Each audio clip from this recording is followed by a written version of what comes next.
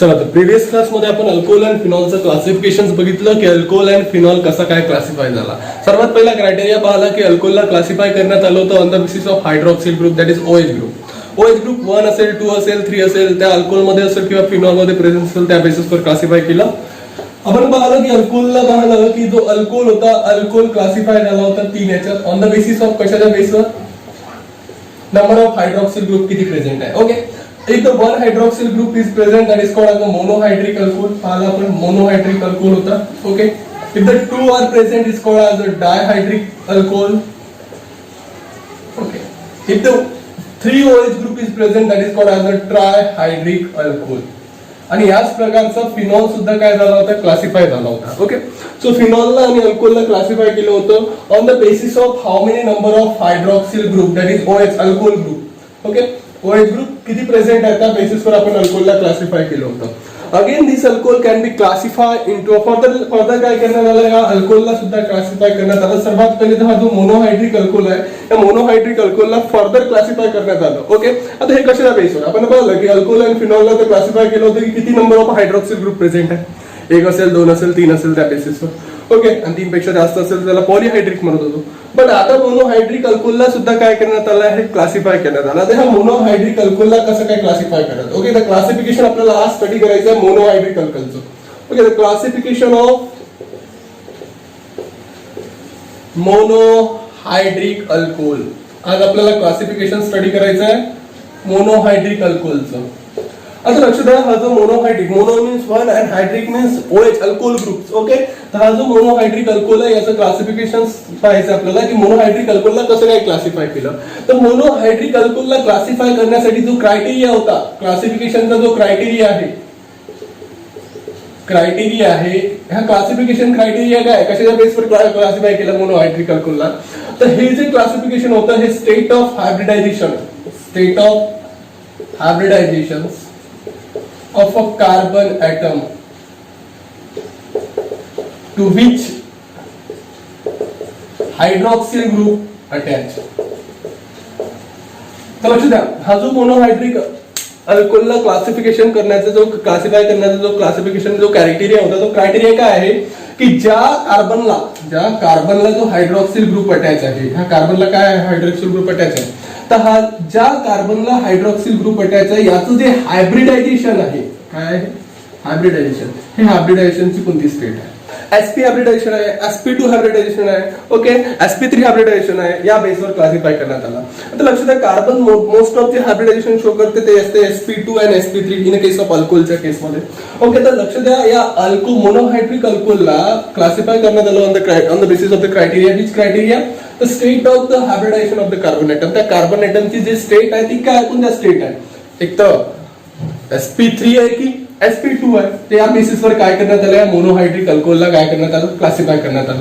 Okay, if consider, लक्ष द्या, आपल्याला माहित होतं की CH3OH घेतला तर हा मोनोहायड्रिक अल्कोहोल आहे. काय monohydric alcohol, single hydroxyl group आहे. पण आता हा मोनोहायड्रिक अल्कोहोलला अगेन क्लासिफाय करण्यात आलं state of hybridization of the carbon atom to which the hydroxyl group is attach. तर लक्ष द्या, ह्या 2 प्रकारचं क्लासिफिकेशन करण्यात आलं मोनोहायड्रिक अल्कोहोल मध्ये. एक तर असा अल्कोहोल ज्याच्यामध्ये काय आहे की जो कार्बन एटमला जो OH ग्रुप अटॅच आहे, तो हा कार्बन काय असू शकते, एक तर sp3 हायब्रिडाइज कार्बन असू शकते.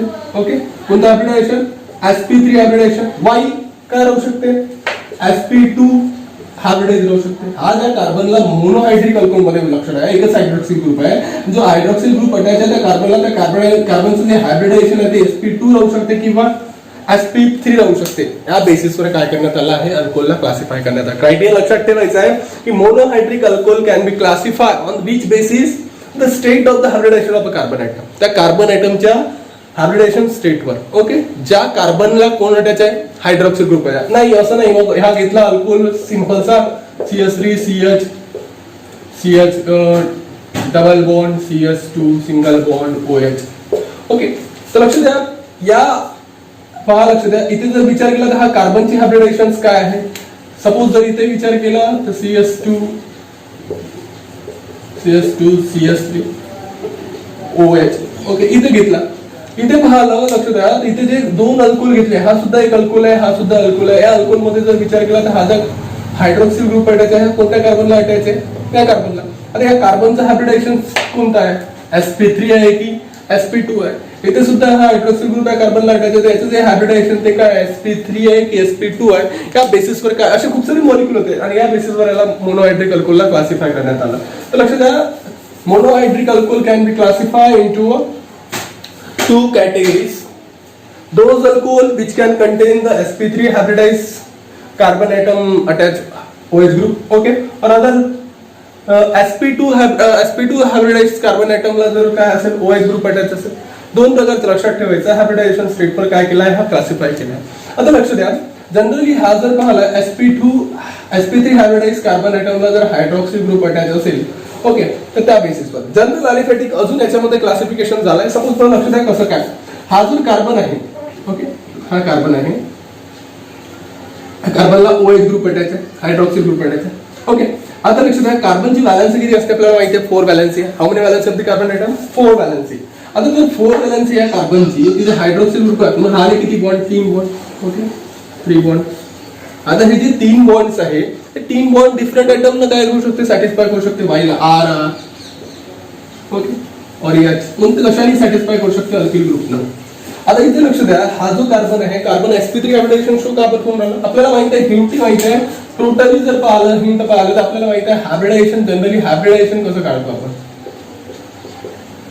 हायब्रिडायझेशन कसं काढतो, सिंपल सी गोष्ट आहे, हाऊ मेनी बॉन्ड. लक्ष द्या, कार्बनने जे आहे किती नंबर ऑफ बॉन्ड फॉर्म केले आहे, 4 बॉन्ड. 4 बॉन्ड फॉर्म जर करत असेल तर आपल्याला माहिती आहे, जे हायब्रिडायझेशन असते ते कोणतं हायब्रिडायझेशन असते, sp3. म्हणजे हा जो कार्बन आहे ज्याला हायड्रॉक्सिल ग्रुप आहे, त्याचा हा कोणतं हायब्रिडायझेशन शो करून राहिला, sp3 हायब्रिडायझेशन शो करून राहिला, म्हणून याला या कॅटेगरीमध्ये टाकलं.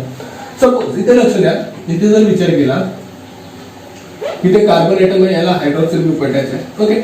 यांनी जर काय केलं की इथे सपोज R आहे, अटॅच आहे R, इथे जर पाहिलं डबल बॉन्ड विथ कार्बन ॲटमला अटॅच आहे, इथे कोणी राहू शकते, ओके. इथे जर पाहिलं तर कार्बन ॲटम मध्ये किती बॉन्डेड ॲटम आहे, 1 2 3 बॉन्डेड ॲटम आहे, आणि 3 जर बॉन्डेड ॲटम असेल त्याला आपल्याला हायब्रिडायझेशन कोणतं म्हणतो, sp2 हायब्रिडायझेशन. तर लक्ष द्या, अल्कोहोल असे काही अल्कोहोल आहे की त्याच्यामध्ये जे हायब्रिडायझेशन आहे ते हायब्रिडायझेशन कोणतं आहे, एक तर sp2 राहू शकते किंवा sp3 राहू शकते. हे या बेसिसवर मोनोहायड्रिक अल्कोहोलला काय करण्यात आलं, क्लासिफाय करण्यात आलं. लक्षात द्या, क्लासिफिकेशन क्रायटेरिया अंडरस्टँड करा.